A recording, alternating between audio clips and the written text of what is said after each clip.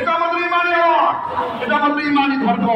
পিছনের 16 বছরের যারা রাজত্ব করেছে তারা জোর খাটিয়ে অনেক কিছু করেছে, কিন্তু বাংলার মানুষ কোন শত্রুদের রক্তচক্ষুকে ধরায় নাই। সুতরাং এখান থেকে বুঝতে হবে সাধারণ 95% মুসলমানের হৃদয়ের পাপ বুঝে আল্লাহ ক্ষমতার প্রশ্নে বসতে হবে। কথা বল ঠিক কিনা? যদি আমাদের হৃদয়ের পাপ কি বোঝার চেষ্টা আপনারা না করেন, যা ইচ্ছা তাই যদি করেন, পিছনের 16 বছরকে মানুষ যেভাবে কিশোর মতো বানিয়ে উড়িয়ে মেরেছে, আপনাদেরকে ধ্বংস করে মারতে সময় লাগবে। জন্য আল্লাহ আমাদের সকলকে বোঝার তৌফিক দান করুন। যারা বলেন সকলকে বোঝার তৌফিক দান করুন।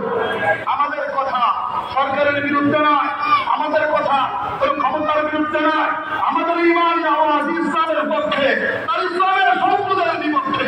যদি আমার মনে চায় ইসলামের শত্রু হয়ে থাকতে, তো এটাই আমাদের তরফ থেকে আপনাদের জন্য মেসেজ। আর যদি মনে করেন আপনারা ইসলামের পক্ষে, তাহলে আমাদের কথা আর আপনাদের কথা বলা কি